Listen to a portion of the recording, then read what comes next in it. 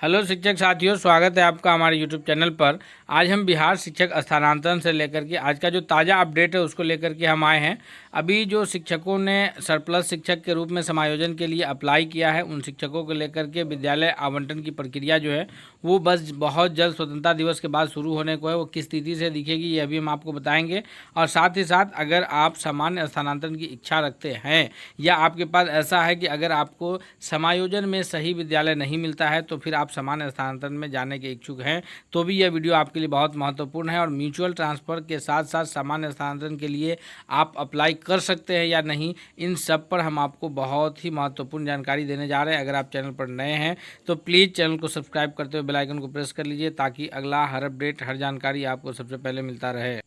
दोस्तों, आपको बता दें कि जिन शिक्षकों ने सरप्लस शिक्षक के रूप में जो चिन्हित किए गए थे जिला शिक्षा पदाधिकारी के द्वारा, और उन लोगों ने जो ट्रांसफ़र के लिए आवेदन किया है यानी समायोजन के लिए जिन शिक्षकों ने आवेदन किया है, तो उनको एक आखिरी मौका 12 अगस्त को रात्रि 12 बजे तक दिया गया था। कुछ लोग का फॉर्म सेव रह गया था और कुछ म्यूचुअल ट्रांसफ़र वाले लोगों का फॉर्म ऑटोमेटिकली कैंसिल हो गया था। तो अब उन लोगों ने भी सबमिट कर लिया है। अब आगे विद्यालय आवंटन की प्रक्रिया शुरू हो रही है, क्योंकि आपको बता दें कि 7 सितंबर जो 2026 का 9 सितंबर 2026 जो डेडलाइन तय किया गया है वो आखिरी तिथि है, और उस तिथि से पूर्व सभी शिक्षकों को विद्यालय अलॉट कर देना है। और वो विद्यालय अलॉटमेंट की जो प्रक्रिया है वो केवल और केवल उन्हीं ऑप्शंस में से विद्यालय दिए जाएंगे जिसमें शिक्षक 1 से लेकर के 30 ऑप्शन जो शिक्षकों के द्वारा भरा गया है, जो शिक्षक के अभाव वाले जो विद्यालय हैं उन्हीं में से उनको मिलेगा। तो यह प्रक्रिया संभवतः जो है 17 अगस्त यानी सोमवार के दिन से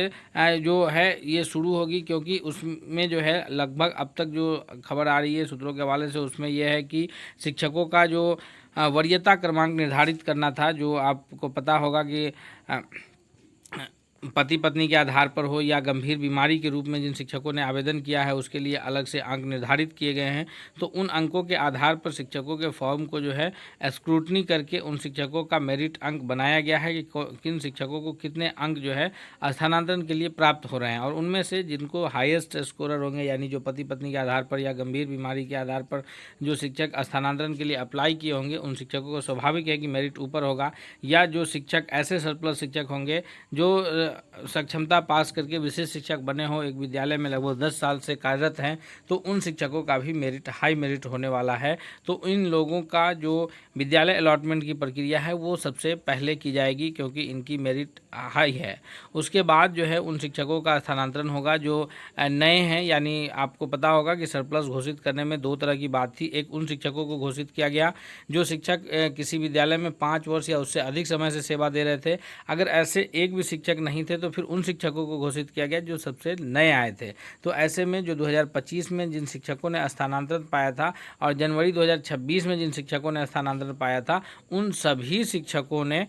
में भी बहुत सारे शिक्षक, अधिकांश शिक्षक जो है सरप्लस घोषित हो गए थे। लेकिन समायोजन में अगर उन्होंने अप्लाई किया है तो उनका नाम बाद में आएगा, क्योंकि उनमें से TRE 1, 2, 3 के जो शिक्षक होंगे तो उन शिक्षकों का मेरिट जो है सबसे कम बनेगा, इसलिए उनका नाम जो है सबसे लास्ट में आएगा। तो ये अलॉटमेंट की प्रक्रिया जब 17 से लेकर के 30 के बाद शिक्षकों को विद्यालय में योगदान का समय दिया जाएगा। और योगदान के पश्चात जो है जिन शिक्षकों को अगर ऐसा महसूस होगा कि स्थानांतरण की प्रक्रिया से वो संतुष्ट नहीं है, तो फिर उनको दावा आपत्ति का समय दिया जाएगा, जिसमें समान जिला के शिक्षकों के लिए जो दावा आपत्ति करने का है वो जिला स्थापना समिति है, जो DM यानी जिला पदाधिकारी की अध्यक्षता में है, और जो जिला शिक्षा पदाधिकारी है वो उसके सचिव हैं, सदस्य सह सचिव हैं। तो उनकी अध्यक्षता में जो कमेटी गठित की गई है DM की अध्यक्षता में, वहाँ वो अपना दावा आपत्ति करेंगे। दावा आपत्ति के पश्चात जो है उनका पूरा निराकरण करते हुए हर हाल में यह प्रक्रिया 9 सितंबर 2026 तक कंप्लीट कर ली जाएगी।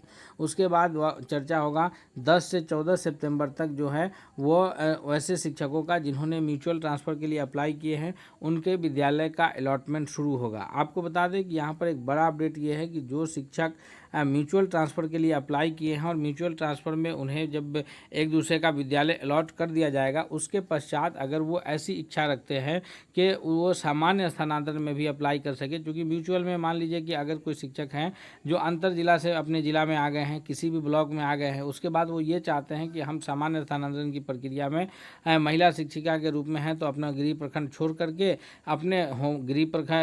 पंचायत छोड़ के गृह प्रखंड में चले जाएं, या अगर कोई पुरुष शिक्षक है जो अंतर जिला से म्यूचुअल के रूप में अपने जिला में किसी भी प्रखंड में आ गए हैं तो वो अपने गृह पंचायत प्रखंड के बगल वाले प्रखंड में जाना चाहें तो वहाँ पर आपके लिए बड़ा अपडेट ये है कि वैसे शिक्षकों को विद्यालय द्वारा जो सामान्य स्थानांतरण की प्रक्रिया है उसमें आवेदन का मौका नहीं दिया जाएगा, या आवेदन आप करेंगे तो आपके आवेदन पर विचार नहीं किया जाएगा क्योंकि आपका स्थानांतरण हो चुका है। यह बात जो है बिहार शिक्षक स्थानांतरण नियमावली 2026 जो बनी है उसके लिए जो SOP जारी किया गया था, उस SOP में इस बात का पूरी तरह उल्लेख है कि जिन शिक्षकों का म्यूचुअल ट्रांसफ़र हो जाएगा उन शिक्षकों को जो है सामान्य स्थानांतरण की प्रक्रिया से में विद्यालय अलॉटमेंट की प्रक्रिया नहीं रखी जाएगी, उनका आवेदन जो है स्वतः निरस्त समझा जाएगा। अब आगे है कि सामान्य स्थानांतरण की प्रक्रिया जो 17 सितंबर से शुरू होकर के 23 सितंबर तक होना है। इसमें एक बड़ा अपडेट ये है कि जिन पहले था कि ये स्थानांतरण को पूर्ण रूप से ऐच्छिक स्थानांतरण कहा गया था, नियमावली भी ऐच्छिक स्थानांतरण की बनी है, लेकिन शिक्षा मंत्री महोदय का एक बड़ा बयान ये है कि इन शिक्षकों को जो किसी गृह पंचायत में अगर कोई महिला शिक्षिका हैं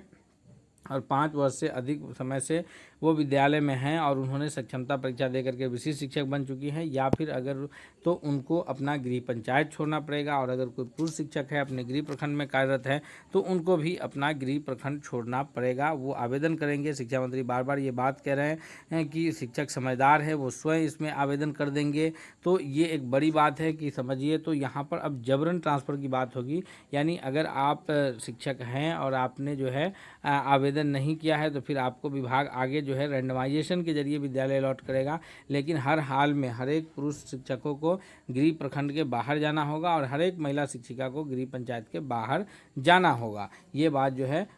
लगातार शिक्षा मंत्री की तरफ से कही जा रही है, और उम्मीद है कि ये जब सामान्य स्थानांतरण की प्रक्रिया शुरू होगी तो एक बड़े पैमाने पर शिक्षकों के स्थानांतरण की प्रक्रिया शुरू कर दी जाएगी। और इसके पश्चात आपको बता दें कि जो अंतर जिला के शिक्षक है, चाहे वो समायोजन में अंतर जिला के शिक्षक हो या फिर वो सामान्य स्थानांतरण में अप्लाई करेंगे, तो अंतर जिला के शिक्षकों के संबंध में हमेशा ये होगा कि पहले उनको जिला अलॉट किया जाएगा, जिला अलॉटमेंट के बाद उन्हें जो है फिर विद्यालय का ऑप्शन दिया जाएगा, या उसी अलॉटमेंट जिला में से उनके गृह प्रखंड को छोड़ करके किसी अन्य प्रखंड या महिला शिक्षिका के कंडीशन में गृह पंचायत छोड़ करके अन्य पंचायत उनको अलॉट कर दिया जाएगा। क्योंकि आपको पता है कि आपने ई शिक्षा कोर्स पर DCA फॉर्म भर के अपना परमानेंट एड्रेस अपडेट कर चुके हैं, तो विभाग को ई शिक्षा कोर्स के माध्यम से ये पता है कि आपका गृह प्रखंड और पंचायत कौन है, तो वो आपको अपने हिसाब से अलॉट कर देगा। और अगर आप सामान्य स्थानांतरण में अप्लाई नहीं करेंगे तो फिर आपको जो है विभाग रैंडमाइजेशन के जरिए अन्य विद्यालयों में भेज सकता है। अगला नया अपडेट के लिए आप हमारे चैनल के साथ बने रहिए। अगर चैनल पर नए हैं